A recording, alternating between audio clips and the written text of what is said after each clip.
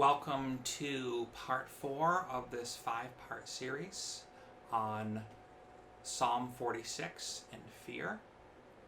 And actually, today I want to turn our attention from Psalm 46 to Psalms 23 and 27. At the end of my previous devotion, I recommended a personal time of devotion in Psalm 27. That is, I recommended that you spend some time into Psalm 27. And I gave some questions for you to ponder and think about and share with others. If you have not had a chance to watch part 3 or to do that devotion on Psalm 27, I strongly encourage you to do so now before continuing this video. About a year or so ago, I listened to a podcast interview in a series on spiritual formation and renewal. Nathan Foster, the director of Renovare, interviewed Rebecca Konyndyk de Jong, author of Deadly Sins and Their Remedies. I've included a link in case you want to listen. The topic of fear came up in this interview. De Jong noted that in some early Christian spiritual traditions, fear and pride go hand in hand as the root causes of many other sins. Did you hear that? Fear is considered a root cause of many other sins. This gets at the destructiveness of fear as well as the causes of fear. If fear leads to many other sins, then it's important that we learn not to fear or not to be ruled by fear. Specifically, de Jong points out that pride and fear are often manifested in some other outward way, for example, as a sin of the flesh. Explaining this connection between pride and fear, de Jong said, "Pride is the need to be in control of your own life. Fear is the flip side of that. I'm afraid that I won't be in control." She went on to explain how fear impacts our behavior. Fear, de Jong writes, or de Jong said in this interview, fear prompts all kinds of over-grasping, overcompensating for control. One place it shows up probably most obviously is in the area of greed and avarice, because one thing you can control is stuff. You can get more stuff and it makes you feel powerful. You're feeling out of control in your life and you go buy something that you can then own and master and be in charge of. It's a little bit of a power trip. It helps make me feel less afraid because I have control here. I've reasserted mastery over my life. Perhaps you can begin to see why it's so important that we resist fear, but how do we resist? A few years ago, Christian A. Smith helped coin the term moralistic therapeutic deism to describe a damaging but popular substitute for biblical Christianity. Because moralistic therapeutic deism uses some Christian lingo, references Bible verses, and even acknowledges Jesus, it's often confused with Christianity.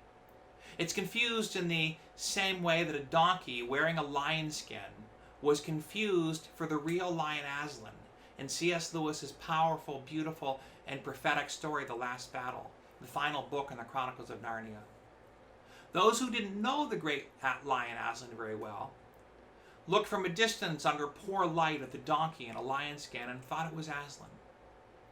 Of course, those who knew Aslan personally and who took the time to look at the donkey in a lion skin closely were not fooled. So too with moralistic therapeutic deism masquerading as Christianity. The more deeply you know Christ and His Word, the less likely you are to be fooled by the counterfeits. Here are some characteristics of moralistic therapeutic deism. It is moralistic, meaning that it provides some rules that we can follow to make ourselves feel righteous and therefore feel good about ourselves, especially by judging other people who don't follow those rules. So typically those rules are only superficial and they don't actually address the heart. We want to basically be nice people, and more importantly, we want to appear like nice people on the outside, though we don't often really want God to change us in a deep and challenging way. It's therapeutic in the sense that it offers a sort of therapy, the point of which is to make us feel good. We go to church to have pleasant feelings of worship, and we want religion so that we can feel fulfilled. In this false worldview, God's purpose is seen as satisfying our personal desires for meaning.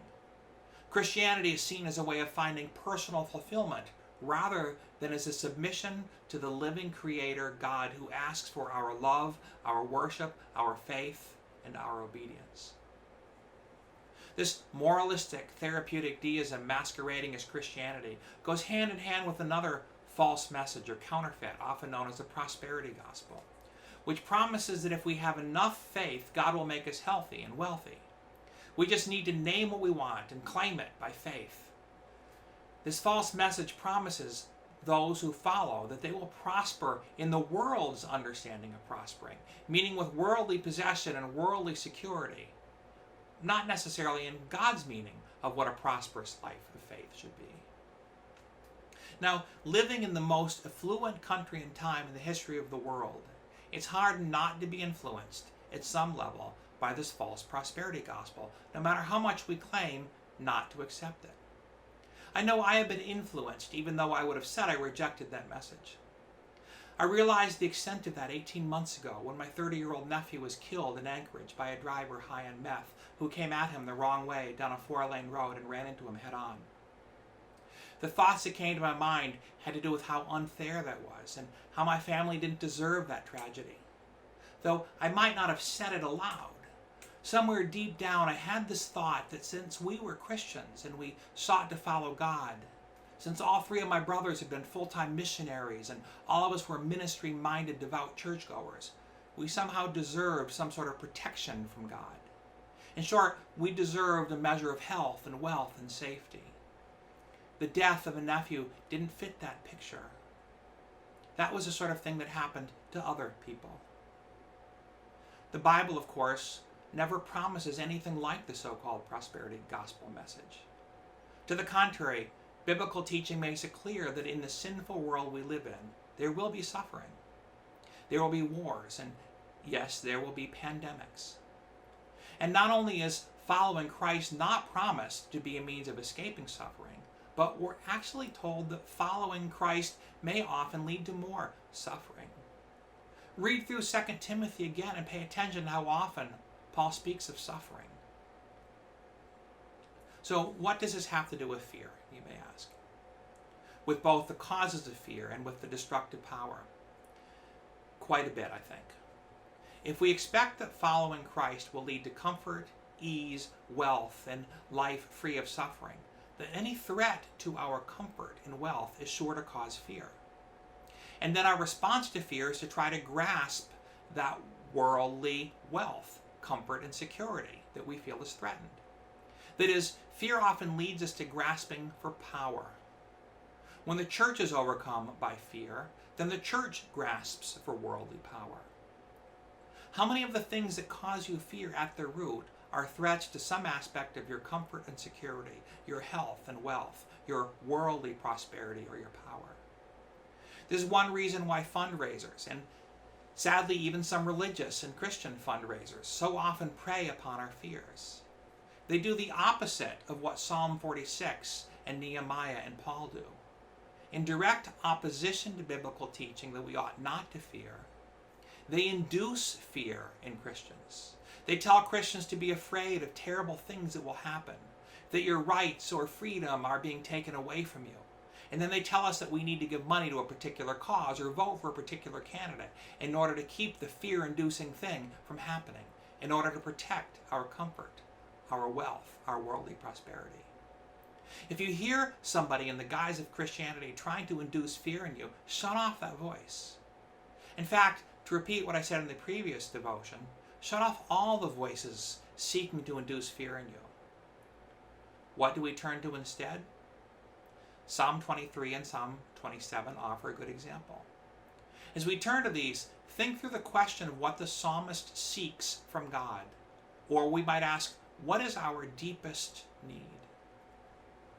Psalm 23 reads in the NIV, "The Lord is my shepherd, I lack nothing." Or in several other translations, "The Lord is my shepherd, I shall not want." Or in the message, God, my shepherd, I don't need a thing. I think of my early reading of that passage from a lens of American influence. Wealth, prosperity, I think I read that as God being a cosmic vending machine to give us material things. I lack nothing.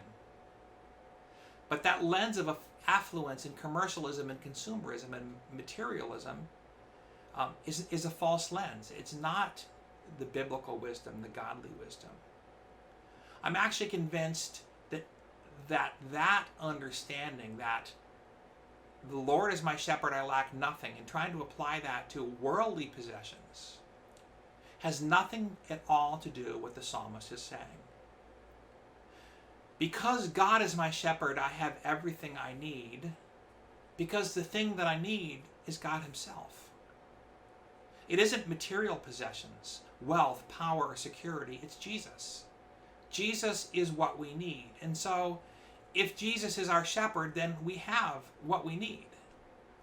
It's not that if we have the Lord as our shepherd, there are all these other things that God will give us, these other things that we lack that God will suddenly give us if he's our shepherd. God is what we need. Jesus is who we need. And I think the rest of the psalm affirms this. It goes on to say, he refreshes my soul. He guides me along the right paths for his name's sake. Or in the New American Standard, he restores my soul. He guides me in the paths of righteousness. What is it that the psalmist has experienced from having the Lord as a shepherd? Not material possessions. Rather, he has experienced a refreshed and restored soul. And righteousness. Righteousness is what we need. Refreshed, restored souls. Freedom from fear that comes from a righteous life and a restored soul. So that the psalmist can go on and say, even though I walk through the darkest valley, I will fear no evil, for you are with me. Your rod and your staff, they comfort me. Again, see that Psalm 23 does not focus on our worldly prosperity, but on the prosperity and joy of being in a relationship with God, on the righteous comfort and freedom from fear that comes from having Christ as our shepherd. To experience that, we need to spend time with that shepherd, so that our wisdom becomes the wisdom of God, not the wisdom of this world.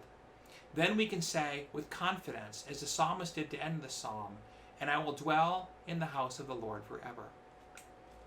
We see something similar in another of David's psalms, Psalm 27, where again the focus is not on prosperity in the worldly sense, but on enjoying the very presence of God.